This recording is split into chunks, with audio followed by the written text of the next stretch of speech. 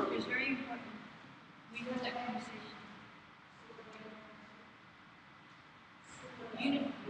University, higher ed.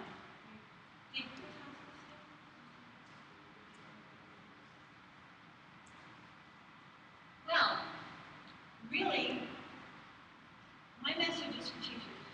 My message is for the teacher who says, I know there's something better than what I've logged into here, but I really can't feel like things are right. But I believe in my heart, right, that there's something here for everyone. So what I'm going to do is, because I should just give you some background. I'm currently serving as an instructional technology facilitator / library media specialist in my building. And it's a public middle school in Suffern, New York, in Rockland County. I serve 6th, 7th, and 8th graders, and we have about 1,200 students in the middle school. And please do follow me on Twitter. And those are very creative with my Twitter. But the gist of what we're going to be talking about really came out of the blood, sweat, and tears of Lucas, who you just enjoyed for an hour. Lucas and I met out at GLS, I want to say 5 years ago. And we're having one of those conversations that we all have at conferences when you click with somebody and you're networking and you connect and the sparks start flying and you're like, yeah, we're going to do this. And trying desperately to figure out how to get World of Warcraft, because we saw so much potential in the learning that went on in there, how to get it into a viable commodity that would work inside schools with all the restrictions and policies and standards, etc. So again, the third person that is not here that needs to be mentioned always is Craig Lawson, who is the lead teacher down in Benner County with Lucas, who was also the partner in crime that he and Lucas are the ones that hold themselves up in somebody's basement for a summer and wrote the curriculum that I'll be sharing with you a little bit later. So all kudos always goes to my colleagues, Lucas and Craig. And I'm going to power through these first couple of slides because Lucas really touched on a lot of it. He and I get to present together a lot, so we share a sort of bank of slides and stuff. And but we're also all over the country separately very often. So I was sitting there while Lucas was presenting, going, take that slide out, take that slide out. Oops, I have that one, take that out. So, which is really kismet, because that gives me more time to show you the student work, and to show you what it really looks like, and I think that's really important. So, we did touch upon this. So my message today for you teachers is really the ammunition, to get things going and rolling in your own classroom, to understand how the power of these platforms, how absolutely powerful it is for deep learning, the kind of deep learning that we strive for. And I should warn you right up front that some of the ideas I'm sharing with you may seem to be very radical, but that's what I do. I take radical ideas like the standard, and I try them in my classroom with my kids, in my school, with my students, and I report back to you. Here's what happened. Here's what worked. Here's what didn't work, etc. And as you may be able to observe on your very own, I'm not exactly representative of the generation most associated with video games, and so I relied really heavily on the experts. And some of them may be quoted today. Some of them Luke's already pointed out to you. I have a few others I'd like to share with you. But I hope you will avail yourself of their work, because regardless of at which stage you are currently sitting with this whole move or shift into games and learning, there's something each one of them would have to offer you. So of course, Lucas covered GiE, and I'm not going to delve into that any further, except to say that that book, What Video Games Have to Teach Us About Learning and Literacy, became my Bible. Because I had already been working with students in the virtual world of Second Life for a couple of years before I ran across this book. And it was like all of a sudden, my eyes were getting dotted, my T's were getting crossed, and connections were being made, and I was starting to understand what I had been observing. And anecdotal, keeping a record of anecdotal evidence, Professor GiE was the one who gave it a name, what to call it, and showed me the research that supported it. Secondly, Mark Prinsky, and again, Lucas mentioned Mark, but what I would say is Mark's the one you hand, you can't just hand a parent Jim and Jean right off the bat if they're coming to you with the basic questions. You hand them Mark, because Mark it doesn't write in academese. He writes for a layperson. Your eyes aren't going to bleed from the footnotes. Whereas Jim can tend to be a little academic in his writing, and until you're ready for that, you may want to start with something a little simpler. This is a great book. Tom Chatfield wrote this book, and he is the one, he starts out with a lot of data. His book is from 2009, but even in 2009, he was saying stuff like, throwing you the stats, that 83%, this was in 2009, of the US population play video games, including 72% of men and women over 50. 72% of people my age are playing video games.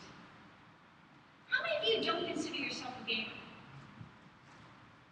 Okay, people who just put your hands up, keep them up, please.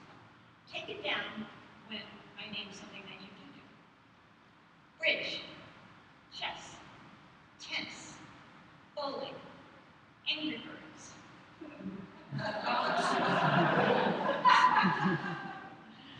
Hold on, I'll get to one of them eventually. The list goes on and on. But what I'm trying to do is propose to you that you do play games, that you are a gamer. Can you think of one? Words with Friends, Scrabble. Okay, Angry Birds, Words with Friends, usually all the hands go down. So you are a gamer. But Chatfield's message, if you want to pick up his book, is basically we've got to get rid of all these stereotypes. We've got to get rid of the word gamer and all the negative connotations associated with it, because it's like saying we have 83% of humans. If we have that high a percentage of the people we're talking about playing the game, that term gamer is going to become pretty irrelevant. We're all gamers. So maybe we need to start subclassifying. We have hard gamers, we have soft gamers, we have mobile device gamers, we have MMO gamers. We don't need to do that. Let's just suffice what people like to play, and people play games. Jane is the golden girl right now. Her TED Talk, you can see that little thing in the corner of the serialistic screen that's giving everyone seizures. That means there is a TED Talk out there. And Jane basically bowled everybody over a couple of years back when she came out on the TED stage and said, we're going to save the world by having everyone play more hours of video games. And of course, she got mixed reactions to that, but what she really was saying, which she backed up later in her talk, was that it's the disposition of this gaming generation, this I won't give up, I know we can do it together, we can do it collaboratively, but we need to harness that whole generation of kids who are in that world to tackle real world problems. So she's not as flaky as she might seem if you only watch the first 10 minutes of her TED Talk. This gentleman just blew me away. Every time I read something else by John Silverground, every time I hear him speak, he's just wonderful. And the piece that he did in this particular book that I really liked was he talked about the learning that goes on in games, and he says it's learning to be. It's a natural byproduct of adjusting to a new culture, the culture of the game that you're playing, as opposed to learning about. And he says it's where traditional learning is based on the execution of carefully graded challenges. This is important. Accidental learning that occurs in games relies on failure. We're going to talk about failure. GiE is the book. It's really written from a corporate point of view. Because this guy, like he's saying we have this entire generation of young people entering the workforce that have this whole skill set that we're not tapping into. Because we've got this baby boomer managerial staff who's looking to hire. And we've got this subset of kids coming up with all these skills that they learned by playing hours and hours of video games. And they're not communicating. And that what he's trying to do is help corporate America try to understand how to recognize and utilize this skill set in these young people, but also for educators to start harnessing that and furthering it within the classroom, within schools. And finally, this is my newest guy, Carl Cap. And I especially like the fact that I found this book now because this word gamification is really trending right now, isn't it? We're starting to hear the gamification of this, the gamification of that, blah, blah, blah, blah, blah. And I am deathly afraid, this is my biggest fear, that these corporate entities who shall remain unnamed here soon, are going to get a foothold in this whole gaming movement and destroy the substance of the good game-based learning with some watered-down version of an interactive worksheet that they throw on some badges and they throw a leaderboard and they're going to call it, look, we've gamified science. Don't let it happen. Rally against it. We've seen it happen with everything else, teachers. You know what your creative classroom used to look like. You knew when you put your own resources together and you personalize your curriculum and you deliver it with passion. And incrementally, step by step, and I've only been in education for 15 years, and I see it happening. So those of you who are the seasoned teachers, or those of you who are the young teachers and upcoming teachers, need to say, no, we're not going to let that happen again and take back your profession, but that's another time. Here are my real experts. And yes, media specialists in the house, I do have permission for everyone to be on this slide. But my school, if you can look at those faces, my school would tell you that in this photo are 3 gifted children. 6 learning center students, the kids that came to school on the little ones. 3 ESL learners. 2 children have Asperger's. 3 are ADD. 1 is autistic, and then there's some mainstream normal kids in there. And they range in ages, in grades rather, from 6th grade through 9th grade. Oh, you can't see their beautiful faces, can you? Oh. Well, this is up on slideshare.org. What I would tell you is that until the end of the first year, when we were trying to gather a little data to support what the powerful learning that we had witnessed, I never looked at my IEP. They were just kids. And I was shocked when I read the IEPs to find out who was blocked, or who was labeled on.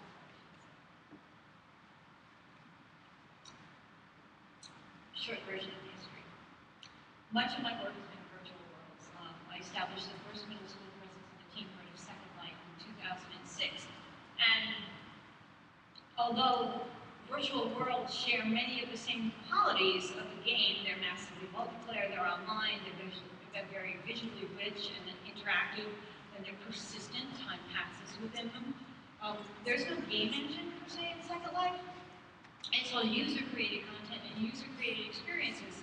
So basically, it was this connection to games, though, that people kind of lump virtual worlds and games together, that started me attending gaming conferences and getting invited to speak at gaming conferences and reading books about gaming, which led to scores and scores of conversations about gaming and ultimately to my own gameplay. I am a newcomer to the world of massively multiplayer online games. I've been playing for 5 years. So I'm a noob, big time. But as a result of those conversations about gaming and the exploration, my guild was formed, and it's called Cognitive Dissonance. It's on the Sisters of the Loon server, which doesn't mean anything to you now, but hopefully it will later. And it was chartered in December 2007. Our guild master at that time was Catherine Parsons. She's still our guild master. She's the assistant superintendent of curriculum for Pine Plains School District in New York. She is in the midst of her dissertation and being pregnant with a 3rd child. And so she's stepped away from Cognitive for now, and I have stepped up as acting guild master. But our guild, since 2007, has grown to over 400 colleagues. And we are colleagues and friends exploring the platform and experiencing the implications and applications of teaching and learning while we're having fun. Now, we named the guild Cognitive Dissonance because, if you recall from your mandatory psych courses, it's that uncomfortable feeling caused by holding 2 contradictory ideas simultaneously. And we thought, in honor of the conflict in thought between traditional learning structures and the use of technology in education, we would name the guild cognitive dissonance. So we began learning. We began learning to game together. We began learning about gaming together, and in general, learning from one another. But most importantly, we were trying to remember the concept of play being an integral part of learning. So we've established an arena for ourselves to recall it, to recall that importance of play, and to include it within our teaching. So a video game guild has become for us an extension of our personal learning networks. We are educators who play. And we absolutely, with open arms, welcome any other educator who would like to join us, regardless of your level of expertise with games. We have people who are totally novice to people who are playing for years and move their tunes over from another server just to be with us. So that's pretty cool. But we are not the only ones who are paying attention to the experts, folks. We're not the only ones reading these books. We're not the only ones looking at the data and the research and the studies. More and more, the game designers have increasingly focused on the emotional and psychological impact of their games. The game industry has even produced a number of scientific research labs expressly devoted to investigating the neurobiology of gameplay emotions. Now, I'm really out of my league here when I start using words like neurobiology. But let me just tell you what I'm talking about. The designers know that good gameplay is a very specific and unique way of structuring experience and provoking positive emotions. So they know that it's an extremely powerful tool for inspiring participation, motivating hard work. And when this tool is deployed over a network, it can inspire and motivate millions of people at a time. And that's from Jane Gondel's work. So how do these good video game designers manage to get new players to learn their difficult, long, and complex games and pay to do it? They've hit on profoundly good methods of learning. In fact, they've designed their games according to recognized principles of good learning that Lucas mentioned earlier in his presentation. A well-designed video game is pure, scaffolded, constructivist learning at its best. And the mastery of the content opens up new content, and you have infinite opportunities for success. I think about whether or not you can say that about your classroom, or your school, or your district. In a well-designed game, you start with a few basic instructions, usually about how to manipulate objects or manipulate your own character on the screen. And you're given a sense of an immediate goal, but you may have no idea of what the end goal is, or the big goal, or even the identity of any ultimate goal. You may have to play a while before any of that becomes apparent. So what you're doing is, the game is teaching you how to play. You literally learn by playing. You're given tasks that are challenging, according to your practice and your level of expertise. And the algorithms of the game engine are continuously adjusting themselves to keep you just at the edge of your comfort zone. Anybody in here ever teach reading? Where do you want a reader to be? Not too easy, not too hard, just at the level where they're a little bit challenged. You don't want that frustration to be so great that they don't want to continue. And you certainly don't want it to be so easy that they're not being challenged, they're not stretching themselves. And in a game situation, they're bored. And Lucas had the same here, but really what that boils down to, Jim G's quote, is that we're talking about hard fun. Hard fun. So ultimately, players participate in what James G calls the big G. Let me explain to you what that is. In Professor G's definition, in the game you are explicitly playing a piece of software you install on your computer. That's the game, that's the little g, that's the game. And it's only one component of what he calls the big G game. That big G game is the affinity space that centers, the game is the center, and that affinity space is created around the game. What are we talking about? We're talking about the wiki spaces and the forums and the YouTube videos and all these conversations and the modifications that players make that work within the game. This is the big G game, the community around the game, and the communication that occurs within that affinity group. So players mash up videos, they create machinima and share on YouTube, they participate in forums about the game, they write fan fiction, and there's countless other creative endeavors. Let's just mention one thing. For all you teachers, what's the biggest wiki in the world? It's the obvious answer. Shout it out. Wiki. What's number 2? Gamers?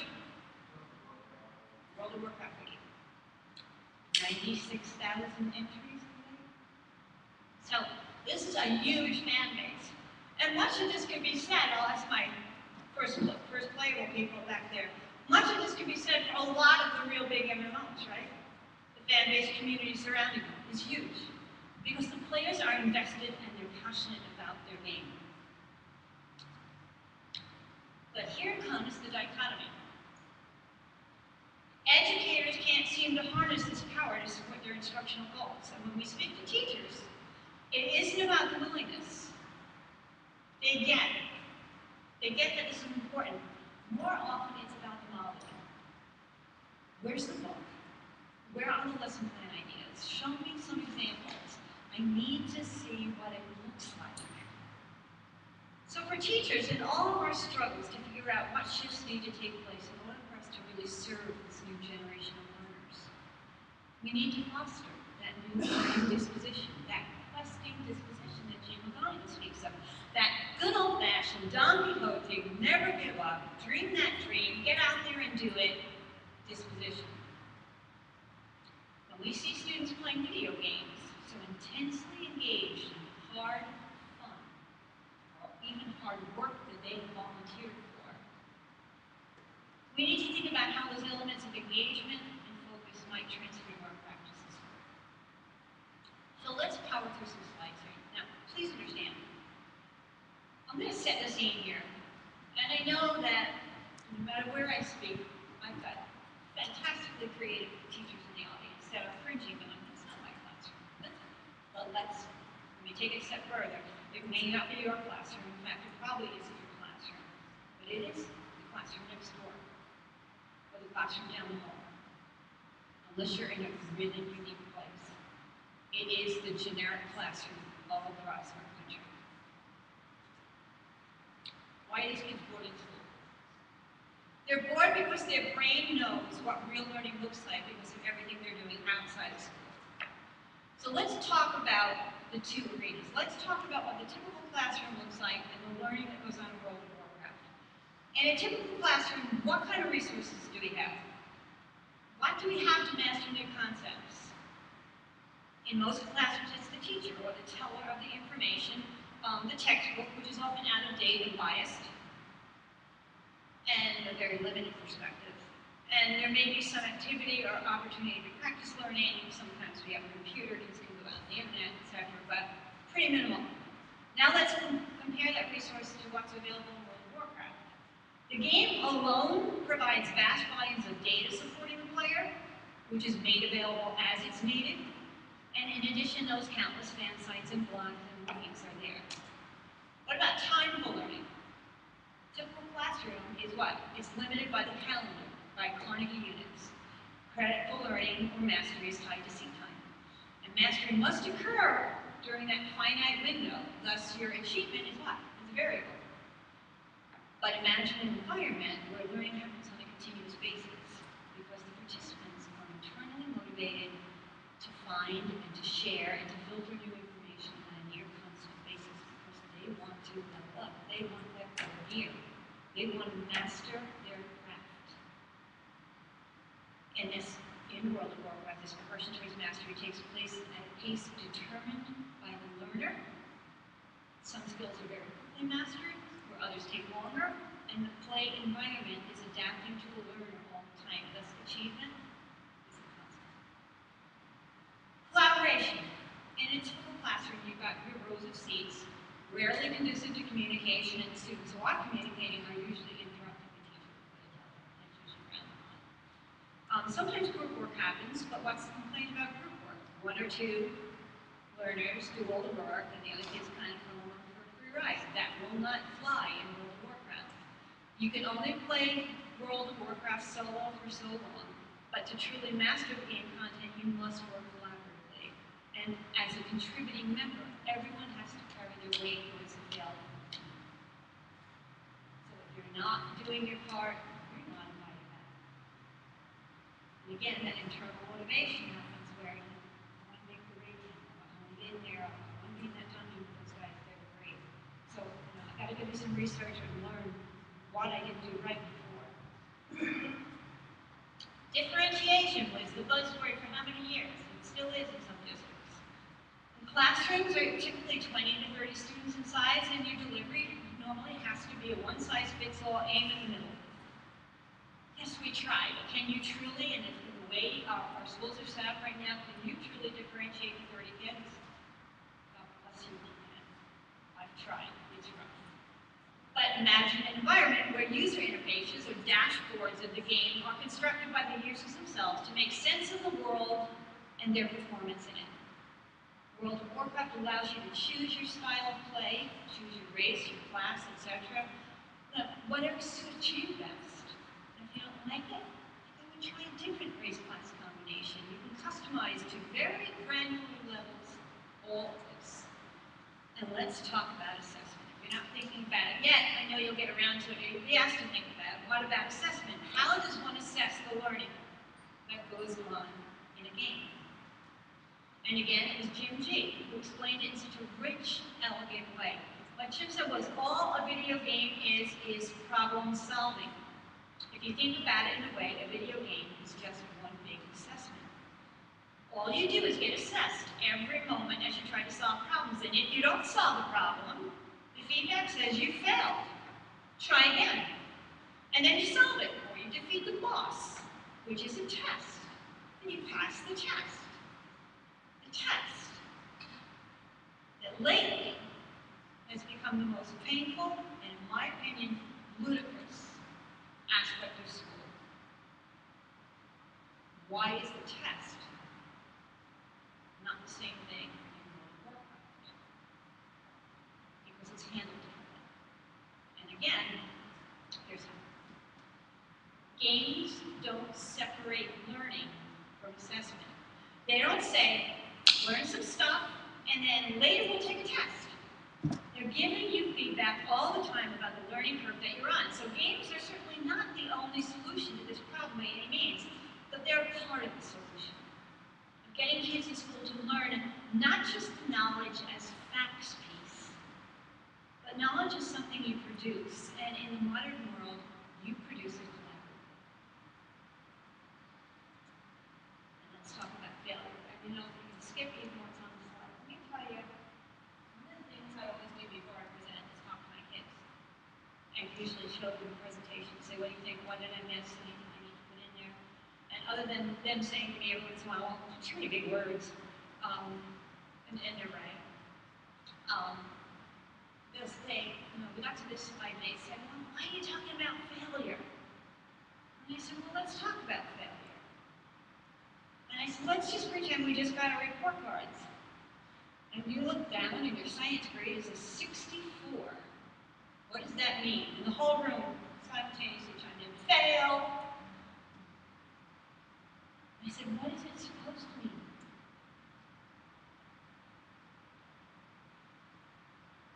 You failed. You only got a 64.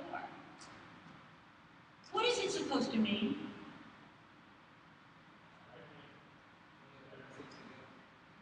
You have mastered 64% of the content. You have 36% to go. We're going to start out at point 64 and get you to where you need to go. But that's not what we do, is it? Now, what do? We say, you failed, and you're coming back in the summer and starting at point 1. So A, we grab them back when they really don't want to be there, when most schools are blistering hot. And then we do the same thing in 4 weeks that we couldn't accomplish in a whole year and think, okay, we're remediating, woo! Another presentation, I know. And finally, engagement and purpose. In typical classrooms, the material is usually delivered with relevance or context. But in World of is completely engaged. The learning that takes place ties perfectly to mastering the skills required in the game. Every concept taught in World of Warcraft is taught within a relevant, situated context. Now again, read those books I told you about. What James GiE has to say about this is just powerful. And he goes into it at great lengths about textbooks, and here's your textbook, and where's the context? How do I learn that? Which would you choose? But school is more like a game. We actually do school. So here's what we, when I say we, I mean Lucas, Greg, and I, what we wanted. We wanted our learners to get excited. We wanted to give students a meaningful context for the reading and writing skills that we needed them to master. And if fan-based communities were any indication, World of Warcraft players are never at a loss for creative expression. We also wanted it to be a testing ground for the integration of some new ideas and technologies. We wanted to get our learners to create using modern and relevant tools. And most importantly, we wanted to reach the bored, disenfranchised kid. The kid that, is sitting in school going, why do I ever want to use this? Why do I need to know this? I don't care about this. They're bored. They can't wait to get out of school and hook in. Do you ever watch the kids leave their school? Stand outside middle school or high school at recess time. Just stand outside. And here's what you see. They walk out of the door. They step out of the door. The cell phone is in their hands. Without exception. It's like, thank God I'm connected. So this is why the primary game mechanic of World of Warcraft is advancing through questing, and this is why we knew that this was a natural vehicle for English language arts. To do these quests, you have to understand them. To understand them, you have to read them. Now, I don't think you can see that very well, so I just want to read a little bit of what this looks like. So it says, I have a simple request before you. I'm sorry, it's very tiny. I have a simple request before you head off on whatever grand jaunt you have planned. There are relics and treasures of ancient Ulduar scattered throughout these mountains. Most are likely in possession of the various sentient races. Return any that you find to me, and I will forward that. I will reward you in kind. Perhaps I'll even let you partake of my many potent eggs. Nice vocabulary. I'll be very happy with my 8th grade learning that vocabulary. So, to understand them, you have to read them, and again, add to this vast wealth of literature, all of the reading from fan sites and strategy guides. Your learners will be reading. And as I mentioned, we initially began as an after-school program. Give you a little background on this.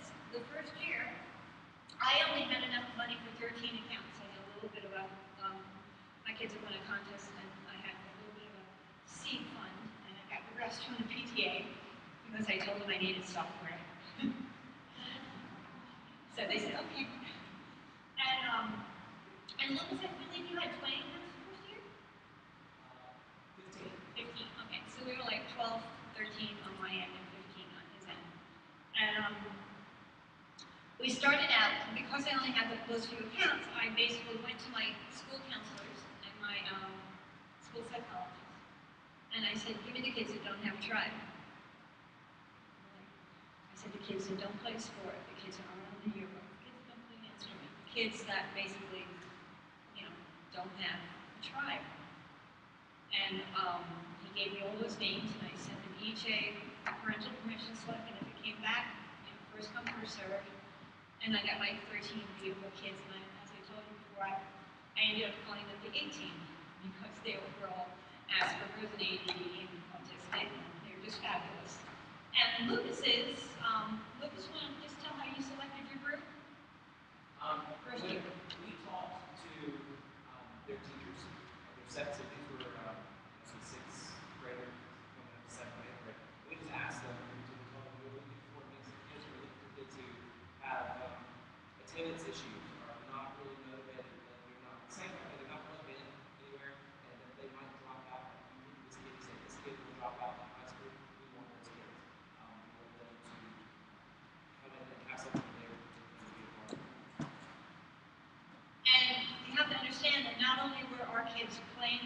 in the game, but they were connecting on voice over IP, a program called Control. So they were talking to each other as well. And some of those conversations were just priceless. The one that comes to mind is May 5th, which is Cinco de Mayo. My kids get on, and Feliz Cinco de Mayo! And the kids in Lucas's school, what's that? Down in North Carolina, I guess it wasn't as big a deal. So my kid proceeds, and Lucas and I are listening to this. My kid proceeds to give a full-fledged history lesson on Cinco de Mayo to the kids in North Carolina. And I'm waiting, I'm thinking, kids in North Carolina, that's awesome, man. Thanks for telling me that, or something like that. And the response was, maybe that's why we had tacos today for lunch. But, you take what you can get, But it was, that was just like one of those examples of the cultural, exchanges that went on. So the following year, we gathered what evidence we could from the after-school club. I still continue to run the after-school club, but I've been blessed with being able to bring it into my school day. Once with the Learning Center, again, those children that had room in their schedule for an enrichment course, and that was a remarkable journey for me, and I have absolute due respect for special ed teachers. You have earned your seat in heaven. They are wonderful, wonderful children, and such a deep, deep, deep science of special education, and I just respect you so much. But this year, I'm actually running a straight-hand elective. We're still trying to determine how we're going to offer it. My proudest accomplishment was that for the after-school club this year, I actually managed to recruit 6 girls out of 20. It's really difficult to get girls in middle school to say, yes, I'm going to go into the gamer club. But once they're in there, they recruit their friends, and it's great. And they don't all want to be gamers. It's pretty cool. So here's how we designed it. We wanted to use this class as an opportunity to test lots of things we believed about learning and how we could change the classroom. So the first thing we decided was that the class needed to be a blended environment with both face-to-face and online components. We wanted it to be paperless. Oh my gosh, please let it be paperless. And portable and freely available to any other school who might want to start their own program. So we originally, Lucas put everything in Moodle and struggled with teaching you how to use Moodle. It's like, Maggie, here, you need to do this. And, yeah, I'm fairly tech savvy, but I didn't find Moodle very user-friendly, which made the fact that when we were approached by Boise State, Chris Haskell and Lisa Dolly, with their wonderful new platform called 3D Game Lab, we like did the hackathons big time because it was just such a beautiful, beautiful quest-based learning environment that Lucas moved the whole curriculum. When I'm talking about the whole curriculum, I'm about to show you that, into 3D Game Lab. I'll talk about it in a second, and Chris will correct me. Is it here? Okay. We did align this all to core standards because we knew that would be something that you would need to bring to your administrators. Like here, this is aligned to the standards. The standards will be addressed, but we knew that would be a big sticking point. So that's there. And the approach was basically loosely based on Hero's Journey, Joseph Campbell Arch. So the kids play World of Warcraft. They have a parallel reading assignment where they trace the journey now of their character in World of Warcraft, the hero's journey. They trace the journey of their character in their reading assignment, and for us it was The Hobbit until this year when the kids who were in year 2 had finished The Hobbit and all the quests associated with The Hobbit that we wrote 3D Game Lab. And I then challenged them to find another comparable hero's journey book. And I was thinking they were going to come back with Ender's Game or Ready Player One, and they came back with Beowulf. And I had to read it. Man! But being a good little media specialist, I went out and found all different versions of it and all different reading levels and Lexile levels and what have you, so everybody had one to read. But what was interesting is they all gravitated to the graphic novel. This will be easy, I'll read this. And once they read the graphic novel, Then they worked their way through the more difficult versions of Beowulf until they had read them all. So I thought that was pretty incredible too. And the biggest component, I would say, is this real life experience of our heroes, their own journey as a hero. And we really try to reinforce that whole piece of, you are heroes. Because when they walk into my room, it's not okay kids or boys and girls, God forbid, I hate that terminology, but it's heroes. What are we up to today? Who's on what? What do you need? And I am not the teacher, I am the lore keeper. Or I am the broad side. That is my character's name. So we're doing, this may seem an insignificant thing, but these are the little things that change the culture of the classroom and start to deliver a sense of agency and ownership to kids. This is my class. This is my guild. This is my hero's journey. So let's get out there and look at some of it. I've just been given the 5-minute thing, but I thought I was really powering through this. So I'm going to hop out of here a second and show you exactly what all this stuff looks like. Thank you, Microsoft. Okay, so this is Lucas's summer. Okay, let's just show you. This is what the entire quest would look like. Those are the quests that were designed for the curriculum, which is downloadable. But if you look at it, come here and look closely, where we start out is your journey's beginning, which was just an introductory thing. The first 5 to 8 quests were really about taking care of the housekeeping, bringing your permission slips in, signing your agreement. What is our code of behavior, code of ethics, and then joining the student guild, creating a profile, learning about digital safety, what was kosher, what was not in these worlds.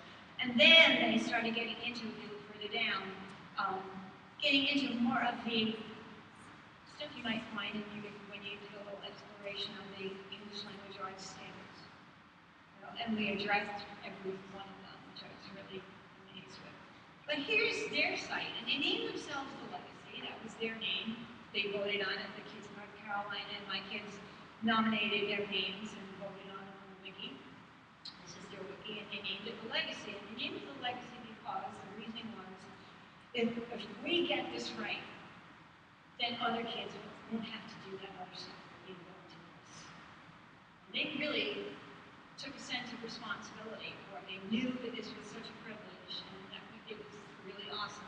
And they knew that if they did it right, they'd be granting this privilege to other kids. I thought that was kind of neat that they understood that. So here's what 3D Game Lab looks like. For those of you who didn't see Dr. Haskell's presentation. So I have my WoW in School Heroes Journey course up. And I'm just going to show you, if I click on available, I actually have all the courses available because I'm in the teacher format, but what the kids see is very similar. So the kids would see their group rank, they would see their regular rank, they could click on their name right here, and they could look at their badges and their points, and over here, teachers, you could look at which standards have been addressed. So there you go, you've got your evidence right there. But what I wanted to show you was one of the very first quests where they really did some creative writing was called A Cowardly Hero. And really all this quest challenged them to do is write about, does bravery equate to fearlessness? And this comes in the beginning of the year. So remember 6th, 7th, and 8th graders and 9th graders in here, so you can see a real spectrum of writing ability. But bravery does compare to fearlessness?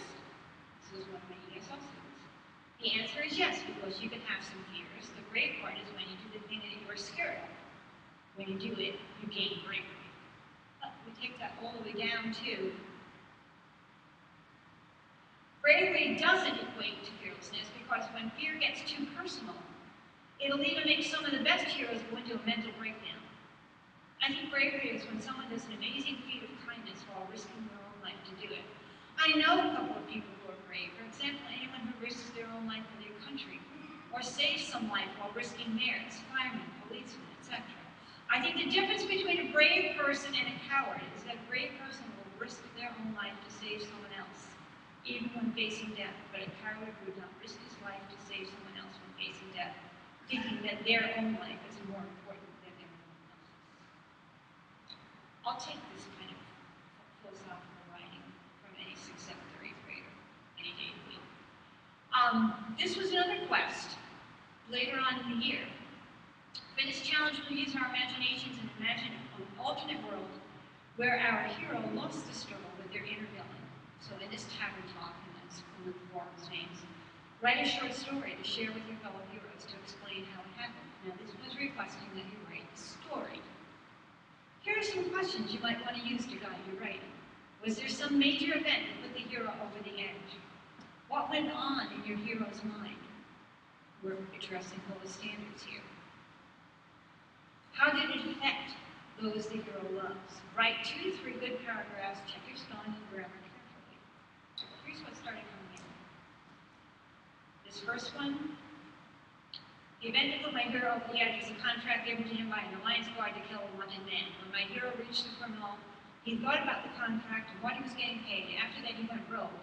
Hence, H-E-N-S, hence his class. This did not affect my hero's friends because they knew it would happen. The thing that was on his mind was the contract and its payment. If he was to kill a man that was innocent and he was only given 3 silver and cloth armor. Now I have one question for you. What would you do? Okay, this is not, Steinbeck, but he's right. But then look what started happening.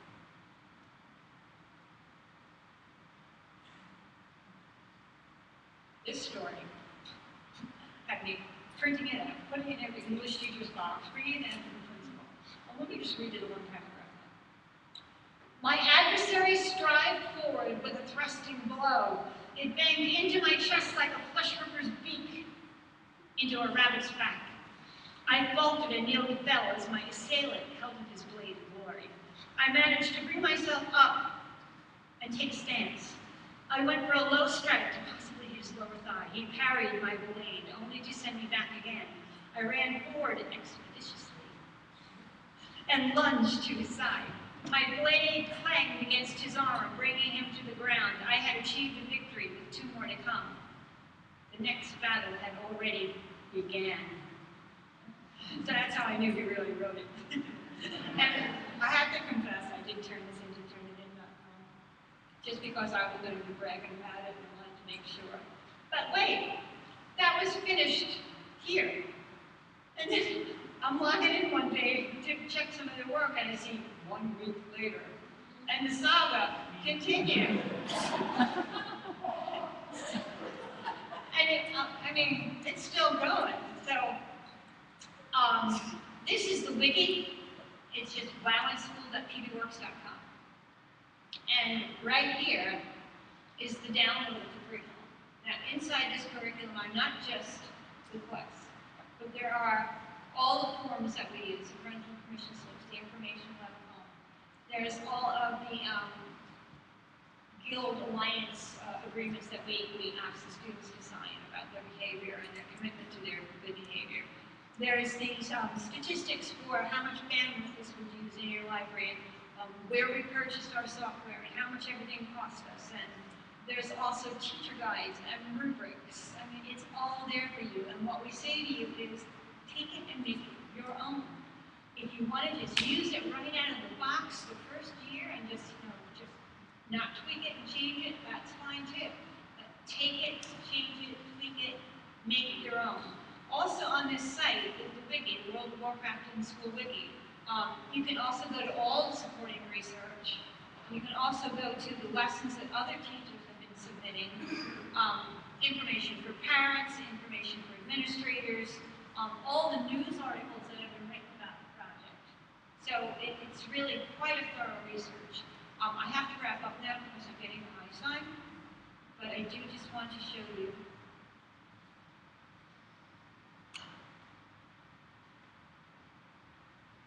a few more things that the kids did. So in the whole process of, for those of you who are not familiar with World of Warcraft, they're very smart. The company they know that after a certain amount of time, their player base is going to have mastered all the content and they're getting bored, so they put out this new content, and what they're called expansions. So, 2 years ago, our kids were around for the upcoming expansion called Cataclysm.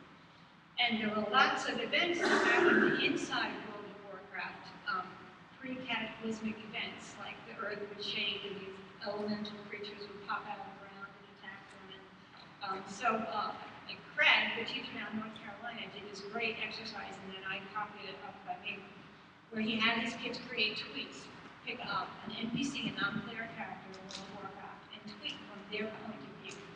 So A, they were learning point of view, but B, they were learning how to write 140 characters. So that was it. Again, this presentation is up on slideshare.org, where all the notes are there, and you can look at some of the other projects that the kids did. Most of my advice for getting started was the same as Lucas's, but I do want to alert you to this. This is a games MOOC. Do you guys know about MOOCs? MOOC stands for Massively Open Online Course, meaning we're giving a course anyone can come, it's free. And this games MOOC, if you just Google games MOOC, you'll come to this. We're in our third week of it right now, but it's going to be continuing and starting up again. We have over 600 educators in there who are just learning about games, and this is a real nuts and bolts, start to finish, no matter what level of expertise you are personally sitting at, you're simply being here. And finally, I'd like to reinforce that I'd love you to join the Cognitive Dissonance Guild, and the future is now. Your classes and session, get your game on. Before I stop, you're taking over. First playable, you're not in control. We are. I'd like to call Mary Ann and Rana. We have recently started a movement that we've been thinking about for quite some time and finally said, let's just do it. As you notice, we've all been wearing our red bandanas because red is the color of anarchy, and we are educational anarchists. I'm going to put Mary Ann.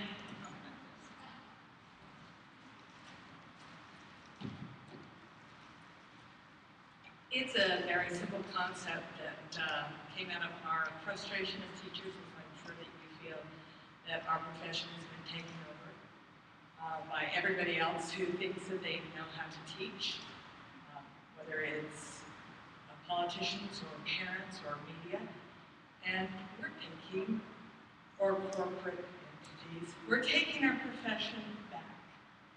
And we invite you all to take your profession to help us do that. And we want to recognize First Playable for doing that, and it doesn't always have to be radical and in the streets and like Occupy Lego Universe. Sometimes it's just doing something to make a difference.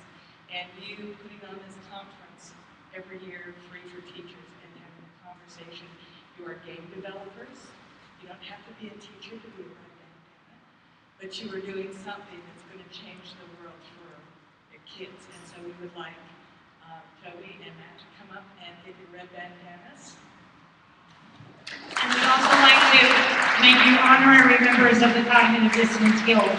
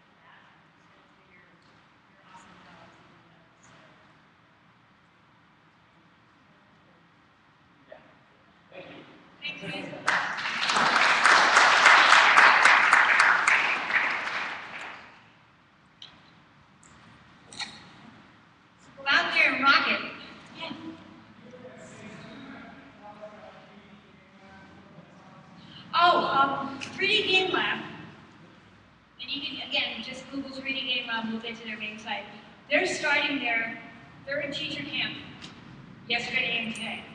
So you by no means like be miles behind if you chose to join them. And what the gist is that for 3 weeks the live camp is just what you would think. Teachers supported, Lucas is supporting and I support it. Different strands that you could follow, machinima, game-based learning, etc. We didn't do the WoW in school this time because they felt like it's so intense that it precluded everyone from participating in the other strands. So they're going to do it down the road as its own strand again. But for $295, you get to attend the camp. You're grandfathered in then to any future camps, and you get 60 accounts for your students to create your own course for you game on. So it's really, I mean, their $295 is just paying their tech people. And they're not out to make money on us. So I'm really highly, that's what I'm going to do the minute I get home. That's what I'm going to be doing in there facilitating and stuff. So I highly recommend it. We have so much fun. It's outrageous how much fun we have. My business cards are up here. Please take one. Email me. Contact me. Follow me on Twitter. I'm happy, as is Lucas, to do a Skype call with your school board, your principal, whatever. If they have questions and you don't feel like you have enough ammunition yet, we do it. We just get on and talk to them and explain to them and answer their questions. So please do take advantage of that. And plus, we'd love to hear from you.